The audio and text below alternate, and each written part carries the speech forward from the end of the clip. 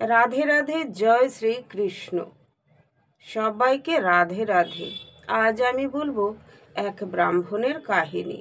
এক নিষ্ঠাবান ব্রাহ্মণ, যিনি ছিলেন মা তারার পরম ভক্ত। মা তারার তিনি ছোটবেলা থেকে পুজো করে এসেছেন বলে তার মা তারার তার উপরে একটু কৃপা ছিল। কিন্তু তিনি ছিলেন অত্যন্ত দরিদ্র একজন মানুষ, তাই তাকে সবাই খুব একটা সম্মান করতেন না। তো তার স্ত্রীও তাকে সেভাবে সম্মান করতেন না।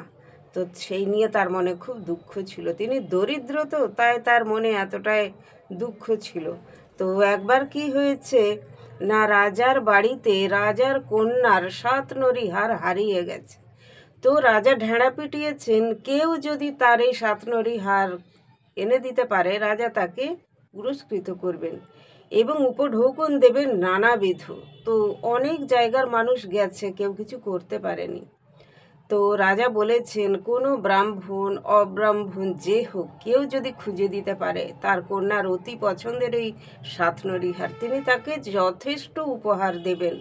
তো অনেকেই চেষ্টা করেছে, কেউ পারেনি। তো তখন ব্রাহ্মণের স্ত্রী বলেছে যে তুমি তো একবার চেষ্টা করতে পারো, তুমি তো বাড়িতে সারাদিন বসে থাকো, সেভাবে কাজও করো না। একবার তুমি চেষ্টা করে রাজবাড়ি যাও, গিয়ে দেখো, যদি পারো 7 নরিহার, আমরা ধনী হয়ে যাব, বড় লোক হয়ে যাব। বড় লোক হতে কে না চায়? সবাই চায় তাদের টাকা পয়সা হোক, বেশ ভালো অবস্থা হোক, তাই না? তো তার স্ত্রীর সেটাই বা কিসের দোষ? দরিদ্র থাকা তো বেশি কষ্ট, খেতে না পাওয়া, সকলের কাছে সম্মান না পাওয়ার কষ্ট। তাই তিনি তার স্বামীকে উত্তর করে অনুরোধ করলেন যাতে সে যায়। তখন ব্রাহ্মণ বললেন, ঠিক আছে, আমি যাব। আমি কিছু পারি না পারি, একবার চেষ্টা তো করব। তো তিনি রাজবাড়ির উদ্দেশ্যে রওনা হলেন এবং তিনি রাজবাড়ি পৌঁছেও গেলেন।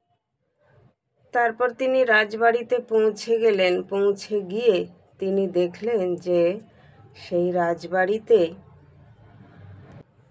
তো রাজবাড়ি পৌঁছে গিয়ে ব্রাহ্মণ তখন বললেন যে আমাকে একটি আলাদা ঘর দিতে হবে, সেখানে আমি মায়ের আরাধনা করব। বললেন, এরকম তো অনেক ব্রাহ্মণ এসেছে, তাদের আলাদা আলাদা ঘর দেয়া হয়েছে। তা অনেকেই চেষ্টা করছে, কিন্তু আজ অব্দি কেউ পারেনি। দেখুন, আপনি যদি পারেন মহারাজের কন্যার এই পছন্দের হার এনে দিতে, মহারাজ আপনাকে যথেষ্ট পুরস্কৃত করবেন। বললেন, সব মায়ের ইচ্ছা, মা ভবানীর ইচ্ছা। তিনি মাকে ভবানী বলে ডাকতেন, তার আরাধ্যা দেবীকে। তো তিনি, মা ভবানী আমায় রক্ষা করো মা, আমি যেন আমার সম্মানটা রাখতে পারি, এই বলে তিনি মা ভবানীকে প্রণাম করলেন। তারপর তিনি, তাকে সেই কুটির দেয়া হলো, একটি পর্ণ কুটির। সেখানে তার খাবারের জল আর সপাকে রেঁধে খাওয়ার মতো কিছু আতপ চাল, সবজি, ঘি, সন্ধক লুন আর হচ্ছে একটি মাটির উনুন। তিনি নিজে সপাকে রেঁধে খাবেন, তিনি বলেই দিয়েছেন, কারো হাতে তিনি খাবেন না। ব্যাস, ঠিক আছে। এরকম অনেক ব্রাহ্মণ আছে, তারা কিন্তু করছে, কিন্তু কেউ কিছু করতে পারছে না। তো হয়ে গেল। তো ব্রাহ্মণ তো দিন সাতেক তপস্যা করছেন। একদিন তিনি তপস্যা করছেন, সেই সময় তার বাড়ির পাশে কেউ যেন হাঁটছে, তিনি বুঝতে পেরেছেন। তিনি একটু ভয় পেয়ে গেছেন যে কি জানি, রাজবাড়ি, যদি কেউ আমাকে মেরে ফেরে ফেলে, তাহলে তো আমি গিন্নির পৈতৃক সম্পত্তিটা তার কাছে পৌঁছাতে পারবে না। অর্থাৎ আমি যদি না থাকি, আমার গিন্নির ধন সম্পত্তি নিয়ে কি হবে, তাই না? তাই তিনি খুব দুঃখ করতে লাগলেন এবং খুব ভয় পেয়ে গেলেন। যখন দরজায় ঠক ঠক আওয়াজ পেলেন, তিনি আরও ভয় পেয়ে গেলেন। তিনি মা তার মা, আরাধ্য মা তারার কাছে প্রণাম করে বলছেন, হে মা ভবানী, তোর মনে এই ছিল শেষকালে তুই কি না আমাকে এইরকম বিপদে ফেলে দিলি? তোর জন্য আজ আমার এত বড় বিপদ।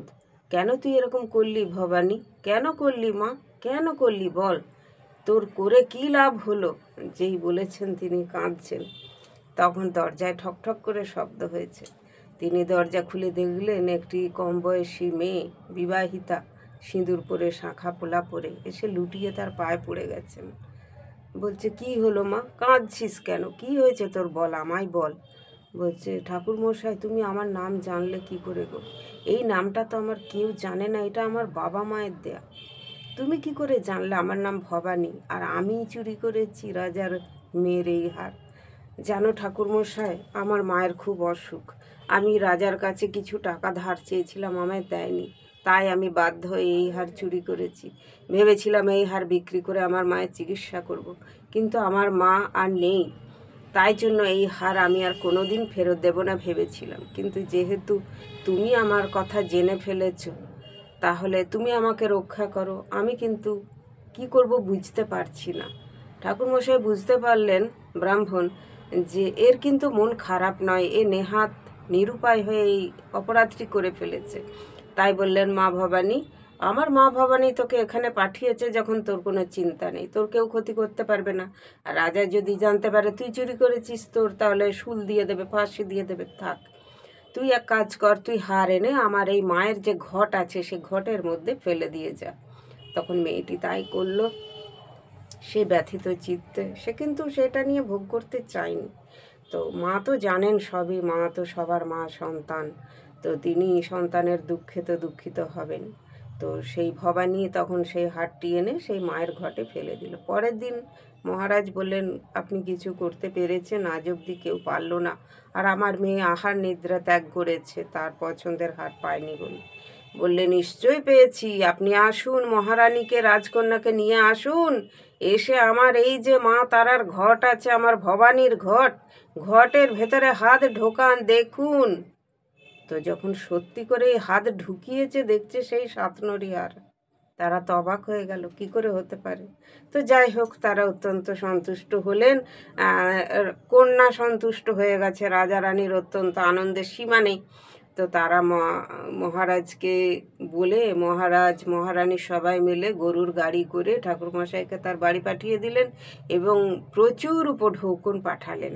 এমনকি একটি গাভী মানে গরুও পাঠালেন, যাতে তারা তখনকার দিনে ব্রাহ্মণকে গরু দান করতে হতো, তাহলে নাকি খুব পুণ্য হতো। তো একটি দুগ্ধবতী গায় তাকে দেয়া হলো। আর নানাবিধ সোনা রূপো হিরে জহরত, পিতল কাঁসার বাসন প্রচুর। এইভাবে সে যখন বাড়িতে পৌঁছালো, তার গিন্নি তখন বলল, দেখলে আমার বুদ্ধিটা তোমার কাজে লাগলো। তাহলে শোনো, বসে থাকলে না ভগবান মা লক্ষ্মী কাউকে মানে দয়া করে না, খেটে খেতে হয়। আসল কথা এটাই, প্রত্যেকটি মানুষকে মানে তার নিজের লক্ষ্যের দিকে এগিয়ে যেতে হবে। আস্তে আস্তে হাঁটি হাঁটি পা করেই তো মানুষ হাঁটতে শেখে, তাই না? একদিনে হঠাৎ করে কেউ দৌড়াতে পারে না। তো সেটাই এই গল্পের কাহিনী, কিন্তু এটাই। আর এই গল্প আমি শুনেছি আমার পিতাশ্রী, আমার বাবার কাছে। তো আমার খুব পছন্দের এই গল্প। এরকম বাবার কাছে অনেক আমি গল্প শুনেছি এবং বেশিরভাগ এগুলোই শিক্ষণীয়। তখনকার দিনে এত টিভি সিনেমা এসব ছিল না। তো সন্তানের কাছে তার পিতামাতা কাহিনী শোনাতো, যাতে করে তাদের এতে মোটিভেশন হয়, কিছু তাদের মনের মধ্যে এমন কিছু জাগরিত হয় যে আমরা কিছু করব। এটাই হলো আসল কথা।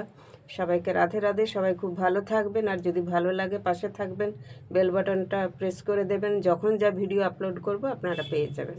সবাই প্রেম সে বলে যাবেন, হরে কৃষ্ণ, রাধে রাধে, জয় তারা।